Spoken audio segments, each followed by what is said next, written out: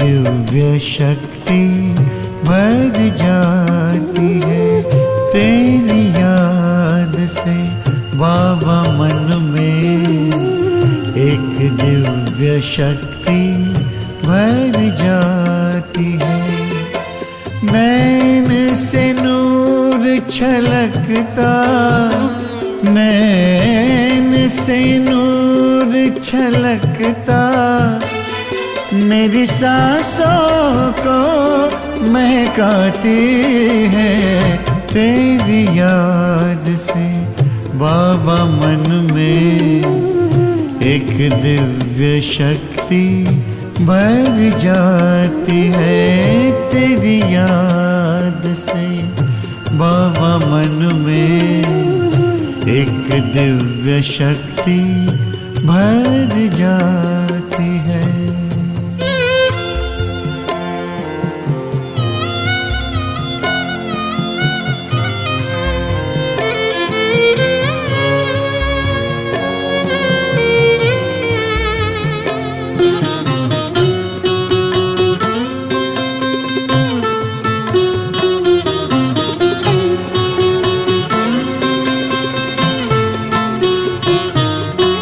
आनंद की लहरें दिल में सागर सा लहराए,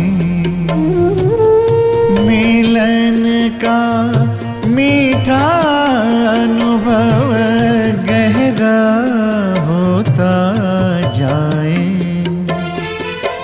खुशियों की खुराक भर के, खुशियों की खुराक भर के हर गम को मिटाती है तेरी याद से बाबा मन में। एक दिव्य शक्ति भर जाती है।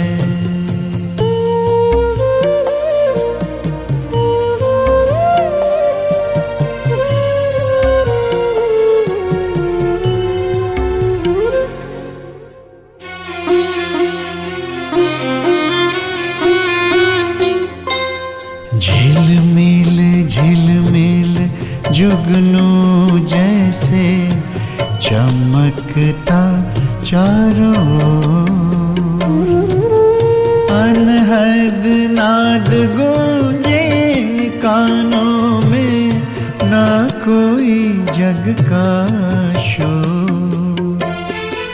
वतन की वो मुलाकातें, वतन की वो मुलाकातें हर पल याद आती है तेरी याद से बाबा मन में। एक दिव्य शक्ति भर जाती है।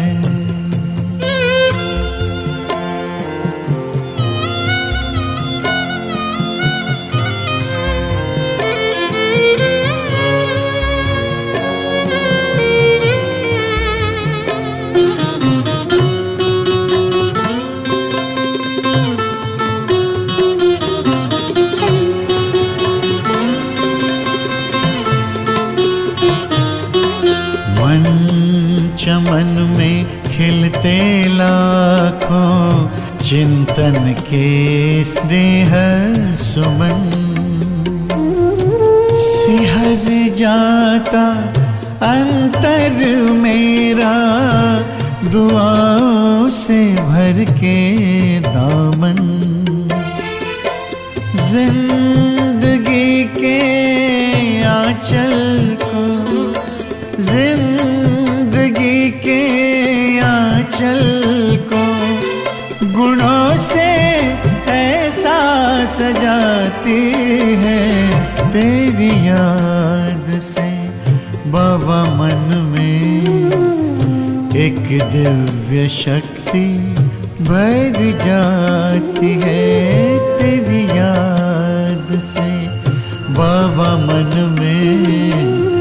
एक दिव्य शक्ति भर जाती है। छलकता, ओ नैन से नूर छलकता, मेरी सांसों को महकाती है तेरी याद से।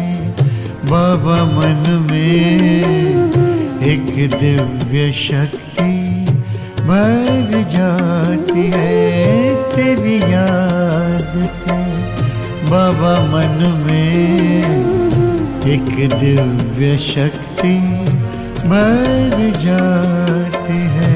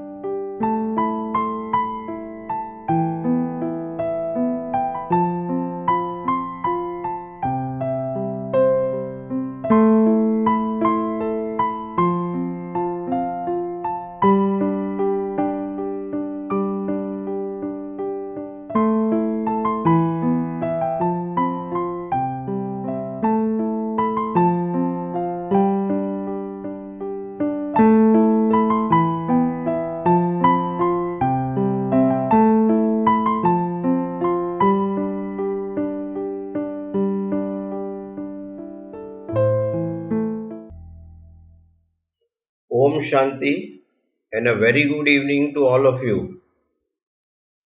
हम प्रपोजिशंस के बारे में सीखते थे, उसी को आगे बढ़ाते हैं। हमने प्रपोजिशन के बारे में जनरल इंफॉर्मेशन ली कि हिंदी में पोस्ट पोजीशन होते हैं, इंग्लिश में प्री पोजीशन होते हैं, और फिर सीरियल नंबर 5 में मैंने आपको दिखाया कि प्रपोजिशन की करीबन 8-9 कैटेगरी होती है। अलग अलग भाषा शास्त्री अलग अलग संख्या बोलते हैं, कोई 8, कोई 9, कोई 10। इसका कोई महत्व नहीं है, हम सारी कैटेगरी पढ़ेंगे। और कल मैंने आपको टाइम के बारे में दिखाया था, यहाँ पे अपनी सेशन खत्म हुई थी। इसका एक छोटा रिवीजन कर ले। जो पहले 3 है, एट, इन, ऑन, ये महत्व के है। बाकी के कॉमन सेंस से मालूम पड़ सके ऐसे प्रपोजिशन है, जैसे बिफोर, आफ्टर, पहले, बाद में। इसमें कोई इंग्लिश का महत्व नहीं है, ये कॉमन सेंस की बात है कि क्या पहले है और क्या बाद में है। एट का इस्तेमाल किया जाता है, जो सबसे पहले है एट। एट का मतलब होता है टाइम के संदर्भ में एग्जैक्टली इस टाइम पे। तो जैसे मैंने पहला एग्जांपल दिया है एट 4 PM। अगर कोई मीटिंग शाम को 4 बजे शुरू होती है और एग्जैक्ट टाइम है तो हम एट बोलते हैं। इन कब बोलते हैं? किसी भी प्रकार की समय की अवधि में, ड्यूरेशन बोलते हैं इंग्लिश में, उसके अंदर काम होता है तो हम इन बोलते हैं। इन का मतलब ही अंदर होता है। आई एम इन द हाउस, मैं घर में हूं। आई एम इन माई रूम, मैं मेरी रूम में हूं। तो 1 घंटे के अंदर, 1 दिन के अंदर, 1 साल के अंदर, विंटर के अंदर, इस प्रकार की जो भावना व्यक्त होती है किसी वाक्य से तो इन आएगा। इन 1 आवर, इन जनवरी, इन 2019 वगैरह वगैरह आएगा। ये भी थोड़ा कॉमन सेंस से मैच होता है, कोई प्रॉब्लम नहीं इसमें। जो थोड़ा नया है वो ऑन है तीसरे नंबर पे। जहां दिन की बात आती है, देखो सीरियल नंबर 2, इनमें सारे टाइम आ गए लेकिन डे नहीं आया। डे ऑन में आता है, आपको यही याद रखने का है, ऑन मंडे। और अगर आप तारीख बोलते हैं तो वो तारीख बोलना पड़ेगा, ऑन 15 दिसंबर। ये 3 याद रखने से आपको टाइम से जुड़े हुए सारे प्रपोजिशन याद रह जाएंगे, कोई प्रॉब्लम नहीं है इसमें। इसमें से कई शब्द बाकी के कैटेगरी में आएंगे जहां उनका मीनिंग थोड़ा बहुत चेंज हो भी सकता है, वो देख लेते हैं।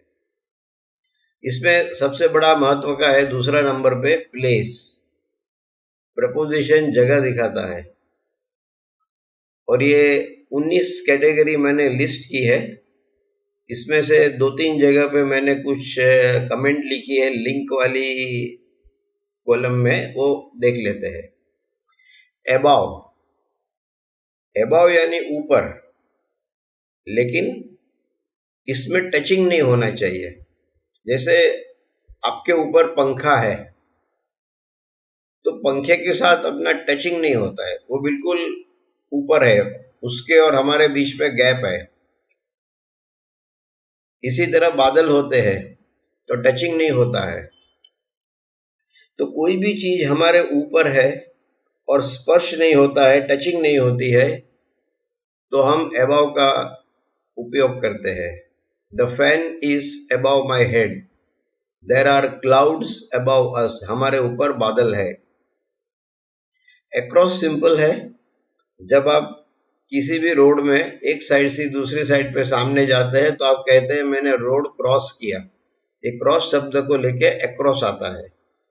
जैसे आपको आपके रूम में कारपेट बिछानी है तो आप कहेंगे ये दीवार से उस दीवार तक, सामने वाली दीवार तक, तो ये अक्रॉस हो गया, spread it across the room.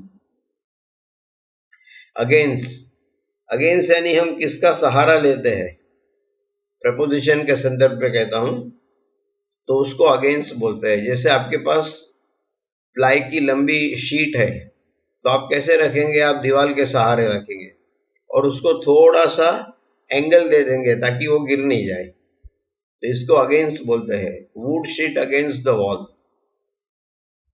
Around, पूरा गोल गोल जो घूम जाता है उसको अराउंड कहते हैं।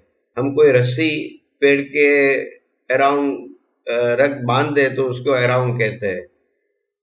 जब ठंड गिरती है तो हम मफलर को हमारे गले के अराउंड बांध देते हैं, वो अराउंड आता है। एट, ज्यादातर एट का उपयोग रोड के लिए होता है। मैं महात्मा गांधी रोड पे हूं तो मैं कहूंगा I am at MG road. Now time की तरह प्लेस में भी एट पॉइंट दिखाता है, एग्जैक्टली कहां पे हो। टाइम में भी एट पॉइंट दिखाता था, अवधि नहीं दिखाता था, ड्यूरेशन नहीं दिखाता था। एट 4 o'clock, इसी तरह I am at MG road, क्योंकि आप रोड के अंदर नहीं होते तो आप ये नहीं कह सकते I am in MG road, I am at MG road. I am at home, I am at bank, I am at school, I am at railway station, ये एग्जैक्ट जगह है जो आप दिखाते हैं एट प्रपोजिशन का यूज करके। Logic वही है प्लेस में जो टाइम में था। आपको एग्जैक्ट बिंदु, एग्जैक्ट पॉइंट दिखाना है। बिहाइंड सिंपल है, लेकिन इसमें एक ध्यान रखना है, बिहाइंड का उपयोग भौतिक पोजीशन, फिजिकल पोजीशन के लिए होता है। जैसे लाइन में मैं आपके पीछे खड़ा हूं तो I am behind you, I am standing behind you. लेकिन जब आप आफ्टर का प्रयोग करते हैं तो ये भौतिक बिहाइंड नहीं है। आफ्टर का मतलब है आपके पीछे कोई पड़ गया है। जैसे पुलिस कोई चोर के पीछे पड़ जाती है इंफॉर्मेशन लेने के लिए, तो the police is after him. कोई आदमी अपना स्वास्थ्य, अपना घर, सब कुछ इग्नोर करके, नजरअंदाज करके सिर्फ पैसे के पीछे दौड़ता है तो हम कहते हैं इज रनिंग आफ्टर मनी। तो याद रखिए, आफ्टर नहीं आएगा, बिहाइंड यानी भौतिक। मेरा घर पोस्ट ऑफिस के पीछे है, माई house is behind the post office. Below, below serial number 1 above का एग्जैक्ट ऑपोजिट है, नो टचिंग। जैसे आप टेबल के नीचे शूज रखते हैं आपके, तो आपके शूज टेबल को छूते नहीं है, तो उसको हम बिलो कहते हैं। I keep my shoes below the table. Beside, ये शायद आपके लिए नया शब्द होगा। बिसाइड यानी बाजू में। My house is next to post office, post office के बाजू वाला घर मेरा है, तो नेक्स्ट टू के बदले आप बिसाइड भी बोल सकते हैं। बिटवीन, जो चीज दो बिल्डिंग या कोई दो वस्तु के बीच में है तो हम उसको बिटवीन कहते हैं। जैसे मैं कागज का टुकड़ा दो उंगली के बीच में पकड़ के रखा है तो वो बिटवीन टू फिंगर्स आएगा, जिस तरह लोग सिगरेट पकड़ते हैं अपने हाथ में। अगर मेरा घर मंदिर और पोस्ट ऑफिस के बीच में है तो मैं कहूंगा my house is between the temple and the post office. Serial number 10, by. By यानी नजदीक से। We will pass by the railway station. 11, close to. Close to यानी नजदीक में। नियर भी होता है, क्लोज टू भी होता है, दोनों का मीनिंग एग्जैक्टली सेम है। अगर मेरी ऑफिस रेलवे स्टेशन के नजदीक में है तो मैं कहूंगा my office is close to the railway station अथवा नियर द रेलवे स्टेशन। लेकिन क्लोज के बाद टू आएगा, नियर के बाद टू की जरूरत नहीं है। सीरियल नंबर 11 का ऑपोजिट है सीरियल नंबर 12, फार फ्रॉम, दूर है। My office is far from railway station. My school is far from my house. दूर। सीरियल नंबर 13, इन। ये इन भी समय जैसा इन है, किसके अंदर है, महीने के अंदर, साल के अंदर, तो हम इन बोलते थे। इन जनवरी, इन 2020, इन द करंट ईयर। तो इसी तरह जब जगह के अंदर है हम तो इन बोलेंगे। In the garden, in the local city area, in my country, in my school, in my college, in my house. जैसे पानी भरना है तो आप भरो, put it in the bottle. I am in the car, मैं कार में बैठ गया हूं। तो इस प्रकार में जब आप अंदर है किसी भी स्थल की जिसकी बात करते हैं तो इन आएगा। इन फ्रंट ऑफ यानी सामने, post office. My house is in front of post office, in front of. Into, in और इनटू में क्या फर्क है, 13 और 15 में क्या फर्क है। जब कोई मूवमेंट नहीं होती है, मैं जैसे मेरे घर में बैठा हूं तो सीरियल नंबर 13 आएगा, आई एम इन माई रूम। लेकिन जब गति होती है तो इनटू आएगा। जैसे आप देख रहे हो कि कोई व्यक्ति उसके घर में जा रही है इस वक्त, तो हम कहेंगे he is going into his house, into आएगा। समझो आप किसी छोटे बच्चे के साथ घर के बाहर कंपाउंड में खड़े हैं और बारिश आना शुरू हो जाती है, तो आप छोटे बच्चे को कहे घर में जाओ। घर जाओ नहीं कहेंगे, घर में जाओ। ये घर में का मीनिंग इनटू से आता है, go into the house. Next to, ये बिसाइड जैसा मीनिंग है, जो आपने सीरियल नंबर 8 में देखा बिसाइड, वही मीनिंग है नेक्स्ट टू 16 में। My house is next to the post office. Serial number 17 on. On का भी मीनिंग बहुत सिंपल है, किसके ऊपर है। मैंने किताब टेबल पर रखी है, जो हम हिंदी में पर बोलते हैं, तो my book is on the table, I am sitting on the sofa, I am on my bike, I am riding on a horse, my book is on the television, तो ऑन बोलते हैं हम। फ्लोर, हमारे जो नीचे floor होता है घर में, तो कोई चीज उस पे रख देते हैं भारी चीज, तो is on the floor. Over, serial number 1 में हमने अबाव देखा, जहां टचिंग नहीं होता है। सीरियल नंबर 18 ओवर, ओवर में टचिंग होगा। जैसे मैंने शर्ट पहना है, अब ठंड पड़ती है तो मैं ऊपर स्वेटर पहनता हूं, तो ये ओवर है। I put on a sweater over my shirt, तो मेरा और शर्ट का टचिंग होता है, शर्ट का और स्वेटर का भी टचिंग होगा, तो यहां ओवर कहते हैं। Under, last item serial number 19, थोड़ा विचित्र प्रपोजिशन है। इसमें दोनों आ जाता है, टचिंग वाला भी बात आ सकती है और टचिंग नहीं होती है ऐसी भी बात आ सकती है। जैसे मैंने नो टचिंग में बताया था सीरियल नंबर 7 में, below, my shoes are below the table. मैं अंडर भी लिख सकता हूं, my shoes are under the table, touching नहीं होता है। लेकिन जब मैं मेरे घर में तकिए के नीचे, पीलो के नीचे चाबी रखता हूं तो टचिंग होता है, तो मैं वहां अंडर बोलता हूं और टचिंग होता है। तो अंडर में दोनों प्रकार के वाक्य आ सकते हैं, टचिंग वाले और टचिंग नहीं होते वैसे भी। तो टाइम के बाद ये सबसे बड़ा महत्व का सब्जेक्ट है। कल हमने टाइम देखा था, आज ये प्लेस है। ये सिर्फ एक बार पढ़ने से नहीं आएगा, आपको बार बार पढ़ना पड़ेगा, और मैं भी आगे जाके जो सेंटेंसेस बनाऊंगा आपके लिए, तो उसमें ये सब सारे इंक्लूड कर लेंगे हम। और आप भी जो हिंदी में वाक्य बनाते हो, तो वाक्य को थोड़ा लंबा करने का प्रयत्न करो, ताकि हम इस तरह के प्रपोजिशन इसमें यूज कर सके। टाइम और प्लेस के बाद तीसरा महत्व का शब्द है डायरेक्शन। आप किस दिशा में जा रहे हैं। दिशा कोई भी हो सकती है, चारों दिशा, ऊपर नीचे, कहीं पे भी हो सकती है। दिशा का मतलब ये नहीं हम सिर्फ पूरब पश्चिम उत्तर दक्षिण जाते हैं। जैसे नदी में बाढ़ आ रही है, पानी बढ़ रहा है, तो पानी ऊपर की तरफ जा रहा है, तो वो भी दिशा है। तो river is above danger level, danger level के ऊपर बह रही है रिवर, अबाउ, ऊपर।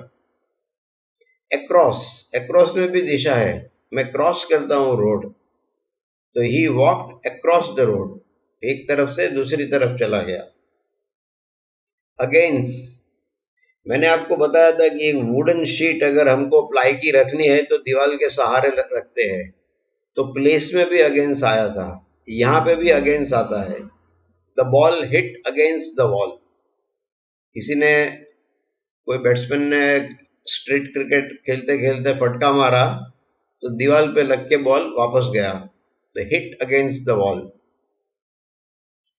अलोंग, जो दो चीज साथ साथ में आगे बढ़ती है तो अलोंग बोलते हैं। जैसे एक नदी बह रही है और इसके बिल्कुल बाजू में एक रोड है, तो मैं कहूंगा आई टेक द रोड, मैं वो रोड इस्तेमाल करूंगा जो रिवर, नदी को लग के जाता है। I take the road along the river, इसको अलोंग कहते हैं। ये लॉन्ग पे से बना है, along. Around, he went around the building to check, तो अराउंड का मतलब होता है वह पूरा बिल्डिंग का सर्कल काटा मैंने, तो इसको अराउंड कहते हैं। अवे फ्रॉम, ये सिंपल वर्ड है, अवे यानी दूर, किससे दूर, तो गो अवे फ्रॉम फायर। अब वहां कुछ जल रहा है तो मेहरबानी करके आप उससे दूर खड़े रहिए। Go away from fire, away के बाद फ्रॉम आएगा। डाउन सिंपल है, जो नीचे की तरफ जाता है उसको हम डाउन कहते हैं। प्राइसेस आर गोइंग डाउन, वहां प्राइस नीचे की तरफ जा रहे हैं। फ्रॉम, फ्रॉम में भी गति है, जैसे गो में गति है, ऐसा कम में भी गति है। गो में हम उस तरफ जा रहे हैं, कम में हम उस तरफ से आ रहे हैं। तो कम के साथ फ्रॉम आएगा, गो के साथ टू लगता है।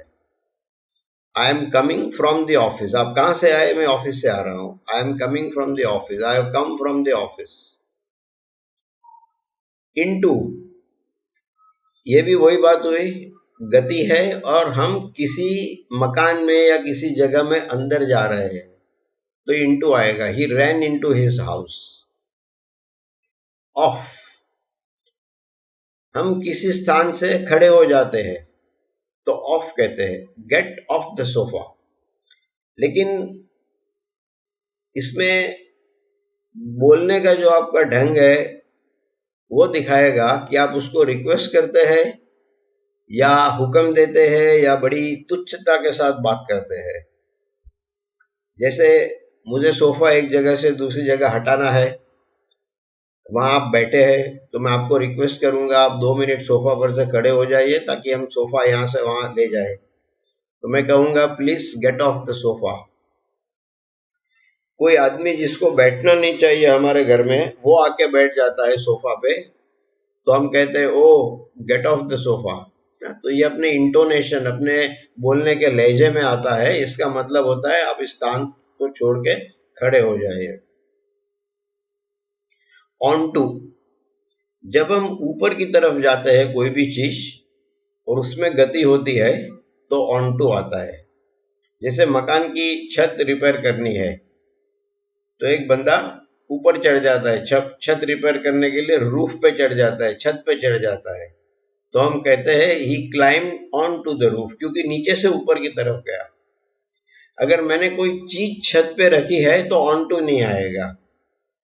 I keep grass on the roof, ठंडा करने के लिए। कई लोग ऐसा करते हैं, सूखा हुआ घास रूफ पे रखते हैं ताकि धूप नहीं लगे, कम लगे। तो यहाँ गति नहीं है, उसने घास रख दिया है वहां पे, तो ऑन टू नहीं आएगा, ऑन आएगा। क्योंकि उसमें डायरेक्शन नहीं होगी तो अगली वाली शीट वाला ऑन आएगा। आउट, जो बाहर की तरफ जाता है उसको हम आउट कहते हैं, और इसमें गो की भावना ज्यादा होती है लेकिन कम भी आ सकता है, ऐसा नहीं है। We have to get out of the park before sunset, क्योंकि उसके बाद वो पार्क या तो बंद हो जाता है या तो यहाँ इंसेक्ट वगैरह होते हैं जो काट सकते हैं, मच्छर काट सकते हैं।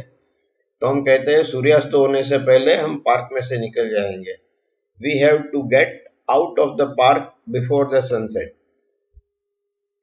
अगर उस वक्त मैं पार्क के बाहर खड़ा हूं और देख रहा हूं कि लोग सूर्यास्त होने का समय हो गया तो पार्क छोड़ के अपने घर जा रहे हैं, तो मेरे लिए, क्योंकि मैं बाहर खड़ा हूं, ये जो 12 नंबर का एग्जाम्पल है इसमें अभी मैंने ऐसे वाक्य लिखा है जैसे हम लोग अंदर है, हमें पार्क छोड़ देना चाहिए। We have to get out of the park before sunset. लेकिन मैं दूसरा एग्जाम्पल बताऊं जिसमें मैं पार्क के बाहर खड़ा हूं, तो मैं कहूंगा people are coming out of the park. मैं देख रहा हूं आ रहे हैं, तो दोनों में आउट आएगा। Over, a bird is flying over the tree, यहां मैं एक कोऑर्डिनेट देता हूं कि पंछी आकाश में उड़ रहा है, लेकिन किस तरह जा रहा है, वो पेड़ के ऊपर से उड़ रहा है। A bird is flying over the tree. Through, through यानी किसी के अंदर से जो चीज चली जाती है उसको हम थ्रू कहते हैं। जैसे कोई ऐसी चीज है जो दरवाजे में से नहीं आती, क्योंकि दरवाजे में वो जो सीढ़ी होती है उसका टर्निंग है और वो चीज बहुत लंबी है, तो दरवाजे से नहीं आएगी। तो कारीगर कहता है कोई बात नहीं, हम खिड़की से अंदर ले लेंगे। या जो चोर आता है, दरवाजा बंद है तो खिड़की से आ जाता है। He entered through the window, वो खिड़की से अंदर आया। वो कारीगर भी थ्रू द विंडो वो चीज अंदर ले लेता है या बाहर निकलता है। थ्रू यानी किसी कवर्ड ओपनिंग की अंदर से जो चीज चली जाए उसके लिए थ्रू कहते हैं। फ्रॉम की तरह सीरियल नंबर 15 में टू होता है। He goes to the bank, वो बैंक जा रहा है। टूवर्ड्स का मतलब भी टू जैसा ही होता है। ही केम टूवर्ड्स मी, लेकिन टुवर्ड्स का उपयोग, सीरियल नंबर 16 वाला जो टुवर्ड्स है, इसका उपयोग भौतिक अर्थ में ज्यादा होता है। मतलब मैं कहीं बैठा हूं और कोई मुझे मिलने के लिए मेरी तरफ चल के आ रहा है तो मैं कहूंगा ही केम टुवर्ड्स मी। लेकिन जब मुझे कोई प्रश्न पूछने आता है, मेरी मदद लेने आता है, तो टू का प्रयोग अच्छा रहेगा। He came to me for help, वो आया था मेरे पास मदद मांगने के लिए कि मेरा ये प्रॉब्लम है, मेरा ये काम करके दो। Serial number 17 under, he went under the water. जैसे पानी है और आप पानी के बिल्कुल नीचे चले जाते हैं, आपका सिर भी पानी के अंदर चला जाता है, जो तैरना जानते हैं वो करते हैं ऐसा, तो उसको अंडर बोलते हैं। और अप ऊपर की तरफ की दिशा दिखाता है, water level is going up. Direction के ये जो 19-18 एग्जाम्पल है वो इतने मुश्किल नहीं है, इतने कठिन नहीं है। ये जो 3 प्रपोजिशन मैंने आपको दिखाए, फिर से एक बार देख लेते हैं। टाइम, प्लेस और डायरेक्शन, ये सबसे बड़ा लिस्ट है और सबसे महत्व के है। ये बार बार आपको इसका इस्तेमाल करना पड़ेगा। इसके अलावा जो 6-7 है वो महत्व के है, ऐसा नहीं कहता, लेकिन कुछ में तो 1-1, 2-2 एंट्री होती है, ज्यादा आइटम भी नहीं होती, और वो भी कॉमन सेंस के हिसाब से है, तो उसको समझना, याद रखना इतना कठिन नहीं होगा। हम अभी उसके बारे में देखते हैं। एजेंसी, एजेंसी यानी जो भी आपके पास है, आता है, जाता है, तो वो कहां से आया, कौन सी एजेंसी ने, किस व्यक्ति ने आपको दिया।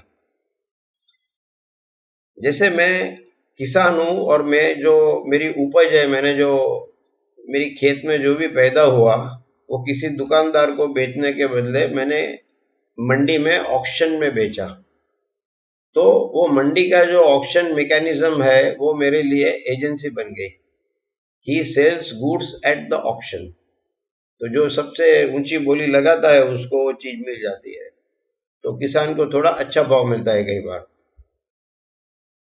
बाय, मेरे पास कोई चीज है तो किसने दी या किसने बनाई, किसने रिपेयर किया।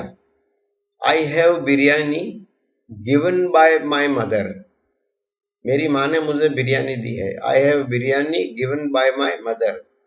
I have books given by my father. I have biryani cooked bye my mother, उसने ये पकाई है। I send letters by post, मैं खत भेजता हूं पोस्ट द्वारा, तो ये पोस्ट है, मदर है, फादर है, जहां से भी आया वो एजेंसी हो जाती है। और तीसरा आता है from, you can buy medicine from a medical store, तो मुझे दवाई लेनी है तो मेडिकल स्टोर में ही मिलेगी, सब्जी मंडी में तो मिलेगी नहीं, तो फ्रॉम दवा के लिए मेडिकल स्टोर एजेंसी बन जाता है। तो ये बड़ा सिंपल है, कोई इतना प्रॉब्लम नहीं है इसमें। इंस्ट्रूमेंट, आप कई काम साधन के बगैर नहीं कर सकते। जैसे आपको सब्जी काटनी है या कोई चीज रिपेयर करनी है, तो साधन नहीं है तो हाथ से तो रिपेयर नहीं होता है ज्यादातर। तो समझो मुझे एक बॉक्स तोड़ना था, तो कैसे तोड़ा मैंने बॉक्स को, आई ब्रोक द बॉक्स, मैंने बॉक्स तोड़ा विथ अ हैमर, हथौड़ा लेके उसको तोड़ डाला विथ अ हैमर।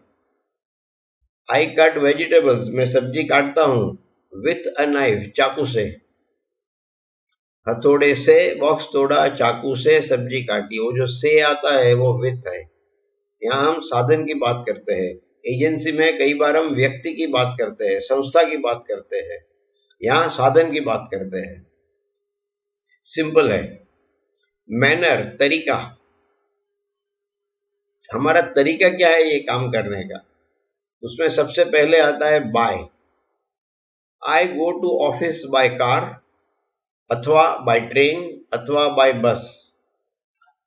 ये वाक्य का कहाँ प्रयोग किया जाता है, जैसे मेरी ऑफिस ऐसी जगह पे है कि मेरे घर से वहां ट्रेन भी जाती है, बस भी जाती है, और मैं मेरी गाड़ी लेके भी जा सकता हूँ। लेकिन मैं ऐसा तो नहीं करूंगा कि ट्रेन का पास भी निकालूंगा 1 महीने का, फिर 10 दिन ट्रेन से जाऊंगा, 10 दिन बस से जाऊंगा, बस का भी पास निकालूंगा और 10 दिन गाड़ी लेके जाऊंगा, ऐसा नहीं करूंगा मैं। तो लोग अक्सर पूछते हैं कि राहुल भाई आप ऑफिस कैसे जाते हो, तो मेरा जवाब एक ही आएगा, I go to office by car, अगर मैं गाड़ी ले जाता हूं तो। I go to office by train, train से जाता हूं। I go to office by bus. ये इसलिए मैंने हर रोज लिखा है पीछे कि नॉर्मली हर रोज आप किस तरह जाते हैं वो नाम आपको बोलना है। I go by car, I go by train, I go by bus. पहले के जमाने में जो सीरियल नंबर 2 में इन है वो भी लिखते थे, लेकिन आज उसका उपयोग इतना होता नहीं है, सिर्फ दिखाने के लिए मैंने लिखा है। लेकिन इसका उपयोग बिल्कुल नहीं होता है, इसलिए मैंने लाल अक्षर में लिखा है। अब इनका उपयोग कहाँ होता है, आई एन इनका, ये मैं आपको दिखाता हूं। कि समझो हम 2-3 मित्र कहीं जा रहे हैं और मैं टैक्सी में या कार में जाके बैठ गया। अब वो दो ढूंढ रहे हैं और मुझे फोन करते सेल फोन पे, राहुल भाई कहाँ हो।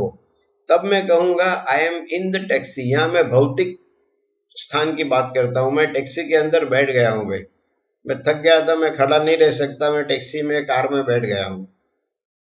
तो इनका उपयोग इस तरह हो सकता है, लेकिन हम ये नहीं कहते I will go to office in a taxi. Normally आजकल by the taxi, by the car, by train, by bus बोलते हैं।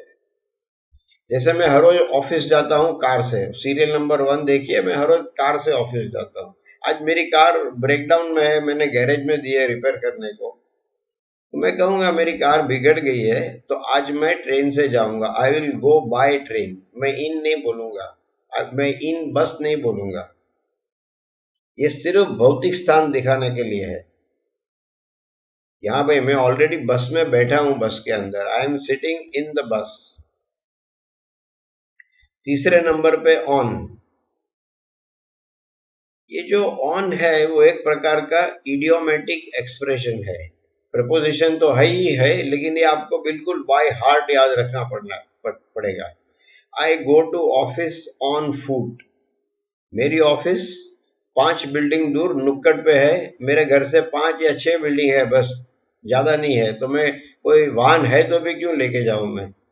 तो I go to office on foot. जब हम बोलते हैं हिंदी में मैं चल के जाता हूं, चल के जाऊंगा, तो इंग्लिश में ऑन फुट आएगा, ये आपको याद रखना है। विथ तरीका है ना, ये प्रपोजिशन तरीका का है। तो वो कैसे जीता, ही वन विथ ईज, आराम से जीत गया वो। सामने वाला ओपोनेंट बहुत कमजोर था तो इसको जीतने में कोई प्रॉब्लम नहीं हुआ। विथ ईज, ईज यानी आराम से। कोई बच्चा कमजोर है और ऐसा वैसे करके 35-36 मार्क लेके पास हो गया, तो हम कहते हैं he passed the exams with great difficulty. बहुत ही ज्यादा मुश्किल हुई उसको एग्जाम पास करते करते। तो ये विथ आता है, ये तरीका दिखाता है वो कैसे पास हुआ, कैसे जीत गया, क्या हुआ। ये भी सिंपल है, आपको खाली सीरियल नंबर 2 ध्यान रखना है। आजकल ये बोला नहीं जाता, भले ग्रामर की बुक में आपको मिले तो, और अगर बोला जाता है तो आपके भौतिक स्थान के लिए कि I am already in the car, मैं कार में बैठ गया हूं, आप लोग आ जाओ। रीजन और पर्पस, ये भी बहुत इजी है। जो दो इंपॉर्टेंट है वो सीरियल नंबर 5 और 6 पे है, मैं आपको समझा देता हूं। पहला है बिकॉज ऑफ, इसकी वजह से। मैं ऑफिस लेट पहुंचा या घर लेट आया, क्यों, I am late because of traffic, मैं ट्रैफिक की वजह से लेट हुआ। तो जो हम बोलते हैं की वजह से, वो है बिकॉज ऑफ।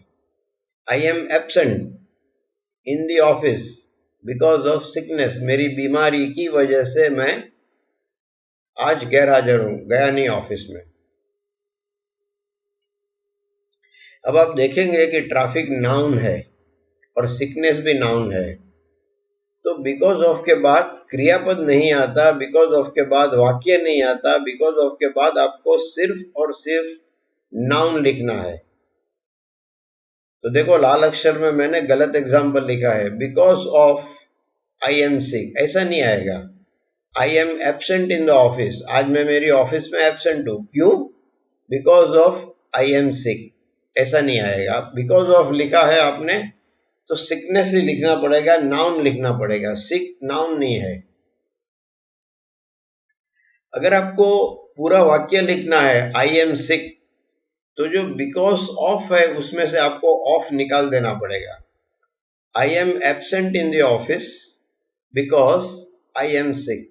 दो वाक्य को हमने बिकॉज से जोड़ लिया। अभी हमने ये सब्जेक्ट सीखा नहीं है, हम वहां तक पहुंचे नहीं है, लेकिन आप दो वाक्य जोड़ के बिकॉज ऑफ में से ऑफ निकाल के सिर्फ बिकॉज का इस्तेमाल करके कर सकते हो, कोई प्रॉब्लम नहीं।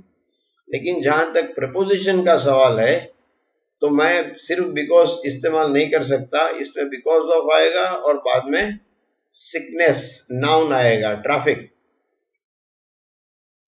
सीरियल नंबर 2 थोड़ा कठिन है क्योंकि हम पैसिव वॉइस सीखा नहीं हमने अभी तक। इसमें पैसिव वॉइस का प्रयोग होता है। ड्यू टू का मतलब होता है कॉज बाय, इसकी वजह से हुआ, इसको हम कॉज बाय कहते हैं। और इसका ढांचा है नाउन और नाउन के बाद वर्ब। तो देखो मैं एग्जाम्पल दिया है ड्यू टू में, the cancellation of the party. Cancellation हुआ, किसका हुआ? पार्टी का। तो मुख्य क्रियापद का जो शब्द है वो कैंसलेशन है, पार्टी नहीं है। कैंसलेशन ऑफ द एग्जामिनेशन, परीक्षा रद्द हो गई। Cancellation of the meeting, cancellation of the party, cancellation of the function. Cancellation हुआ, क्यों हुआ? Is due to the storm. ये कैंसलेशन क्यों हुआ? तूफान आया तो हमने कैंसिल कर दिया ये प्रोग्राम। तो पीछे भी नाउन आएगा। The cancellation is due to the storm. तो जो द स्टॉर्म है जो ड्यू टू के बाद आता है, तो ड्यू टू के बाद सिर्फ नाउन आएगा और कुछ नहीं आएगा। ये पढ़ना बाकी है, जब हम उस टॉपिक पे आएंगे तो ये प्रपोजिशन हम दोबारा ले लेंगे। यही वाक्य मैंने ओइंग टू से लिखा है। ओइंग टू पैसिव वॉइस वाली बात नहीं है। ओइंग टू का करीब करीब मतलब होता है बिकॉज ऑफ, जो हमने सीरियल नंबर 1 में देखा। लेकिन अगर आप ओइंग टू इस्तेमाल करते हैं तो आप कर्ता में नाउन का इस्तेमाल नहीं कर सकते। कैंसलेशन को उसको आपको वर्ब बनाना पड़ेगा। पार्टी महत्व की हो जाएगी। The cancellation of the party जो सीरियल नंबर 2 में है, उसमें से कैंसलेशन की जो क्रिया है वो क्रियापद में आ जाएगी और पार्टी कर्ता के स्थान पे आ जाएगी। The party is cancelled owing to, यानी बिकॉज ऑफ द स्टॉर्म। ये दो प्रकार है एक ही बात कहने के। Serial number 4 FOR for. अब किसके लिए? देखिए आप टाइटल पढ़िए, रीजन एंड पर्पस, कारण क्या है और हेतु क्या है। तो ये पर्पस क्या है सीरियल नंबर 4 में? आई वॉक, क्यों चलते हो भाई? मेरी स्वास्थ्य के लिए। I walk for health. मुझे तेल चाहिए। कैसा तेल चाहिए? सिर में डालने का है तो नहीं। आई नीड ऑयल अथवा I want oil for cooking, मुझे कुकिंग के लिए ऑयल चाहिए। I want tools for repairing, repairing के लिए चाहिए। तो ये पर्पस है जो सीरियल नंबर 4 में मैंने दिखाया। अब ये सीरियल नंबर 5 और 6 मजे का है, एक दूसरे से रिलेटेड भी है और अलग भी है। सीरियल नंबर 5 में क्या आएगा? जब किसी की मृत्यु किसी रोग के कारण होती है तो ऑफ आता है। He died of cancer, he died of heart attack. ये एक्सीडेंट गलत है, हार्ट अटैक होना चाहिए, ये गलती रह गई है। He died of heart attack, he died of cancer. किसी भी बीमारी से किसी की मृत्यु होती है तो ये अंदर का कारण है, अंदर के रोग है, जो मैंने ब्रैकेट में हिंदी में लिखा है। और वहां पे ऑफ आएगा, डाइड ऑफ। सीरियल नंबर 6 देखिए, अगर किसी की मृत्यु बाहर के किसी कारण से होती है, जैसे एक्सीडेंट होता है, तो डाइड फ्रॉम आएगा।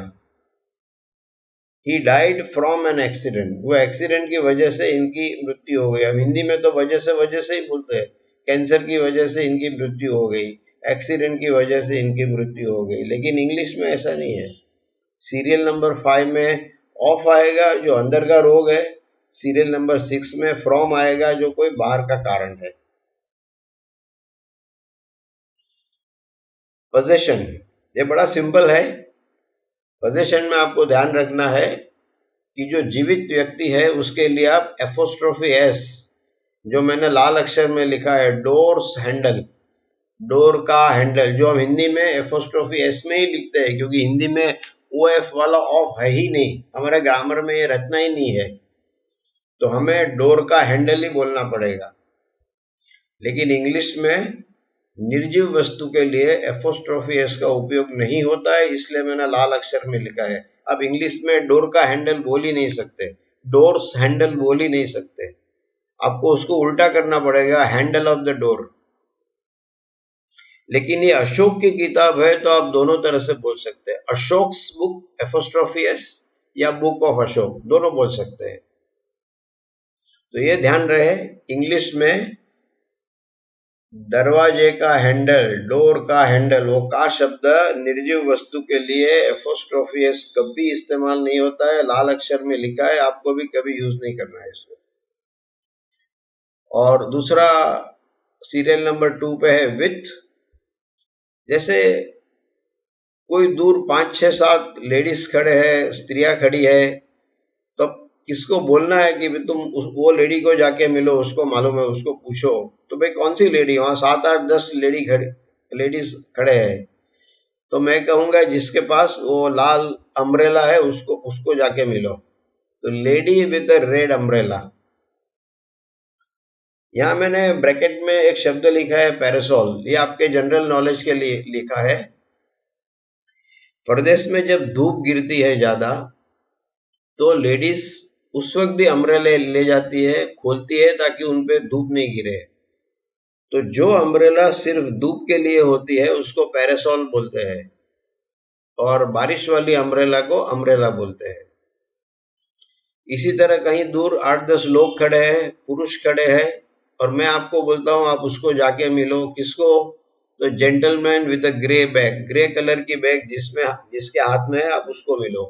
तो इस तरह से विथ का प्रयोग होता है। तो इस तरह हमने सारे प्रपोजिशन कवर कर लिए हैं जो मैंने सीरियल नंबर 5 में दिखाए हैं। इसकी प्रैक्टिस हम वाक्य रचना द्वारा करेंगे, और आपसे भी रिक्वेस्ट करता हूं कि आप भी जो मुझे हिंदी में भाषांतर के लिए कई चीजें भेजते हैं, तो धीरे धीरे आपकी जो वाक्य रचना है उसको समृद्ध करते जाए। कर्ता में नाउन है तो आगे एडजेक्टिव रख दो, ऑब्जेक्ट में हमेशा नाउन होता है, आगे एडजेक्टिव रख दो, क्रियापद के लिए एडवर्ब लिख दो, प्रेपोजिशन रखो, प्रेपोजिशन का नाउन आएगा जिसे हम ऑब्जेक्ट ऑफ द प्रेपोजिशन कहते हैं, वो भी रख दो। तो इस तरह से आपकी भाषा समृद्ध होने लगेगी। तो ये भाषा की दिशा में कर्ता, क्रियापद और कर्म से आगे जो भाषा बढ़ती है, वाक्य बढ़ता है, इसमें यह हमारा पहला कदम था प्रपोजिशन। अभी तक मैंने तय नहीं किया मैं कल क्या कराऊंगा, टेलीग्राम पे पोस्ट कर दूंगा मैं। तो ये सेशन आज यहाँ बंद करते हैं। तो thank you very much, Om Shanti, and see you tomorrow evening.